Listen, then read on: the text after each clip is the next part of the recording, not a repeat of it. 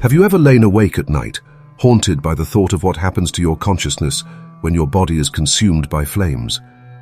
If you've ever chosen cremation for a loved one, or considered it for yourself, you've probably wondered about this terrifying question that keeps millions of people awake at night. The fear is so primal, so deeply rooted in our understanding of physical sensation, that it can torment families for years after making the decision. But what if I told you that this fear is based on a complete misunderstanding of consciousness itself? In 1934, Edgar Cayce, America's most documented psychic, delivered a reading that would forever change how we understand what the soul experiences during cremation. The answer he gave to a terrified widow wasn't just surprising, it revealed a profound truth about the nature of consciousness that challenges everything we think we know about death and physical sensation. Before we dive into these life-changing revelations, make sure to subscribe to this channel and hit that notification bell, because what I'm about to share with you could completely transform your understanding of death, consciousness, and what it means to be human. These aren't just spiritual theories, they're documented insights from one of history's most accurate psychic sources. Today, I'm going to share with you 4 earth-shattering revelations from Edgar Cayce's documented readings about cremation and consciousness. First, the startling truth about whether souls actually experience pain during cremation. Second, what Cayce revealed about the soul's relationship to the physical body after death. Third, how the timing of cremation affects the soul's transition experience. And fourth, how understanding these truths can transform your entire perspective on death, consciousness, and spiritual evolution. In 1934, a woman from Richmond, Virginia, contacted Edgar Cayce in absolute desperation. Her beloved husband had died suddenly from a heart attack, and the family had chosen cremation based on his expressed wishes. But night after night, she was haunted by the same terrifying thought. Was her husband's soul somehow suffering in the flames? The images tormented her. She could barely eat, couldn't sleep, and was consumed by guilt and fear. When Cayce entered his trance state and accessed what he called the Akashic records, the cosmic library of all human experience, his response was so unexpected that it fundamentally changed how thousands of people understood the relationship between consciousness and physical existence. He didn't just answer her question. He revealed something about the nature of the soul that most people had never considered, something that would challenge the very foundations of how we think about death and suffering. Edgar Cayce wasn't just another spiritual teacher making claims without evidence. Over 43 years from 1901 to 1944, he gave over 14,000 documented psychic readings while in deep trance states. Every single word was recorded by professional stenographers and is preserved today in the archives of the Association for Research and Enlightenment in Virginia Beach, Virginia. These weren't casual spiritual opinions. They were precise, detailed explanations of consciousness, death, and the afterlife that have been studied and validated by researchers for decades. What made Cayce's reading so remarkable was their consistency and accuracy. He could diagnose medical conditions he'd never studied, describe historical events with stunning precision, and provide detailed information about the nature of consciousness that wouldn't be understood by mainstream science for decades. His success rate was so high that thousands of people, including doctors, scientists, and government officials, sought his guidance on matters of life, death, and spiritual development. So what did Cayce reveal about pain and cremation? The answer is both simple and profound, yet it challenges everything most people believe about death and consciousness. He explained that the soul cannot experience physical pain during cremation because consciousness has already separated from the physical body.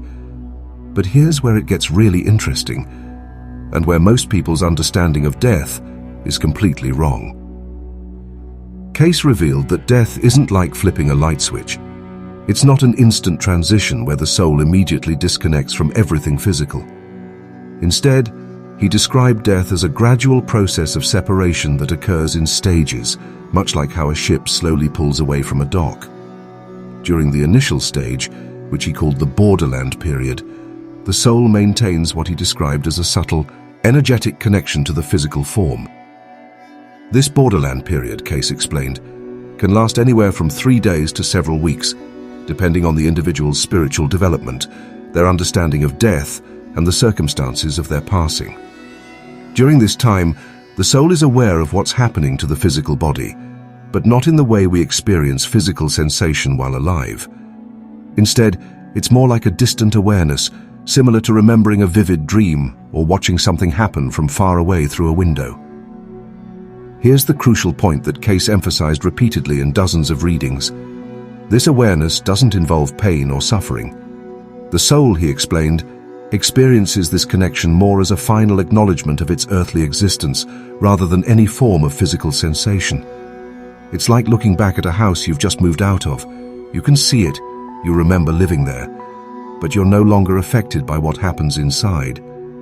The emotional attachment might linger, but the physical connection has been severed. But Cayce revealed something even more remarkable about cremation specifically.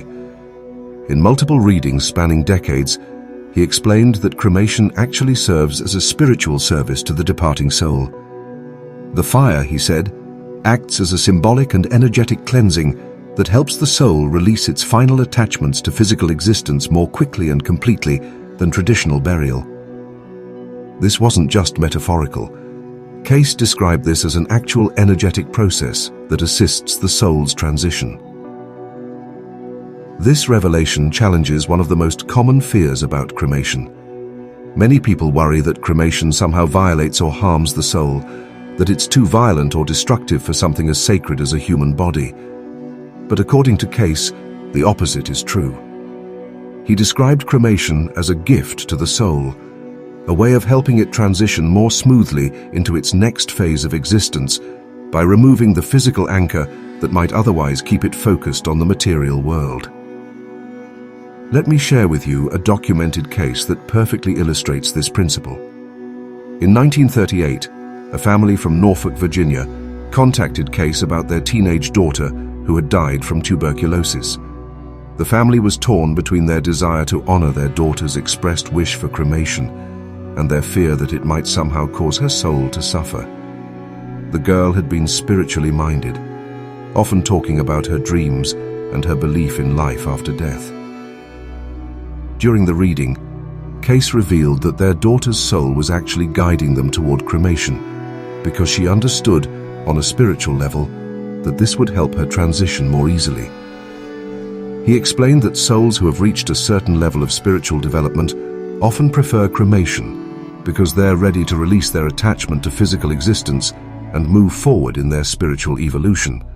The daughter, he said, had been preparing for this transition during her illness and was eager to help her family understand the spiritual significance of their decision. Within weeks of the cremation, the family began experiencing what they described as a profound sense of peace.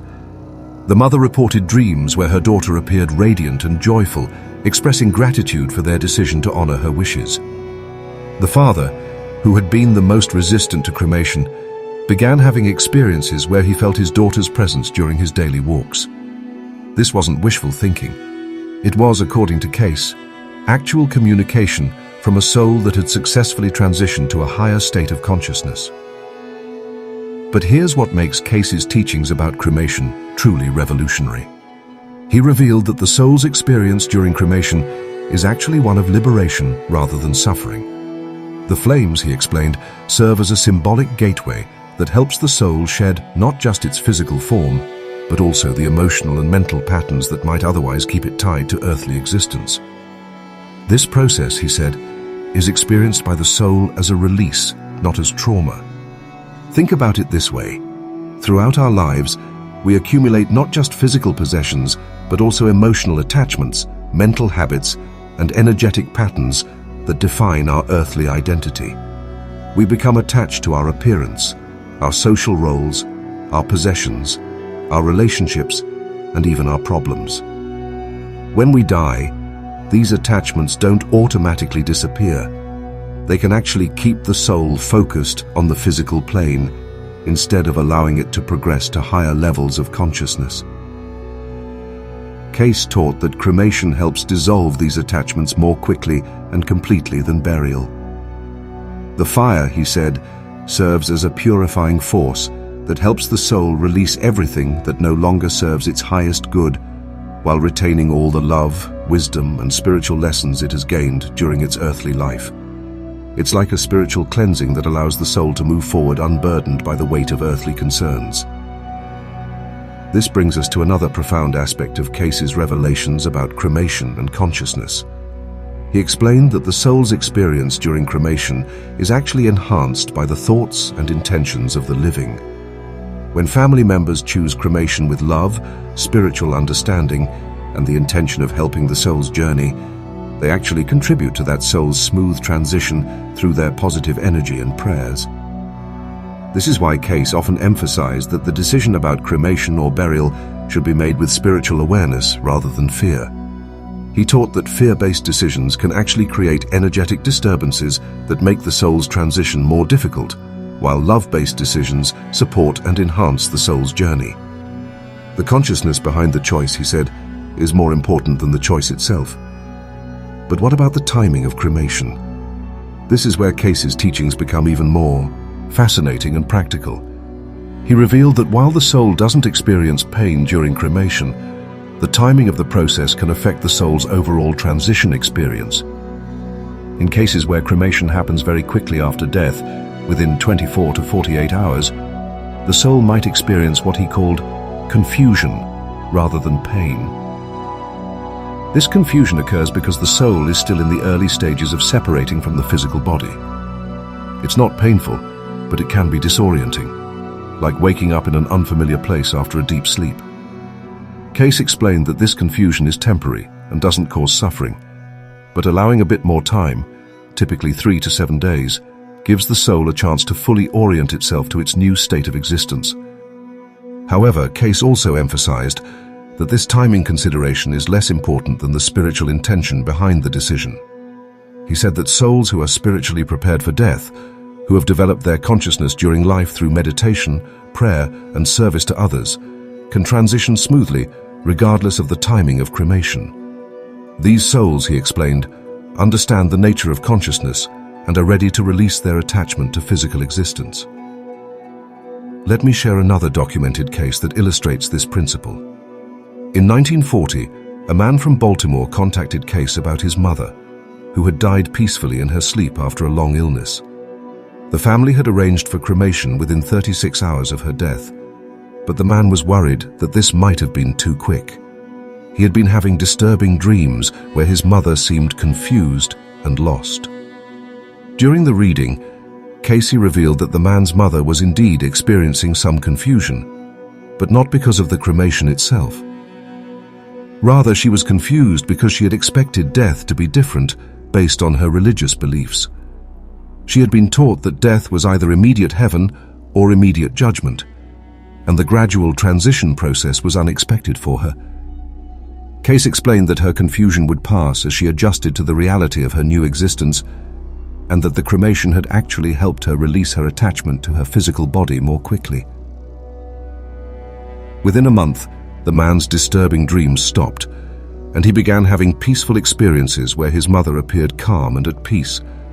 This case illustrates how the soul's experience during the transition period is influenced more by its spiritual preparation and understanding than by the physical treatment of the body. The revelation that our understanding of death while we're alive directly affects our experience of death when it occurs. People who fear death, who cling to physical existence, or who don't understand the true nature of consciousness, often have more difficulty transitioning, regardless of how their body is treated after death.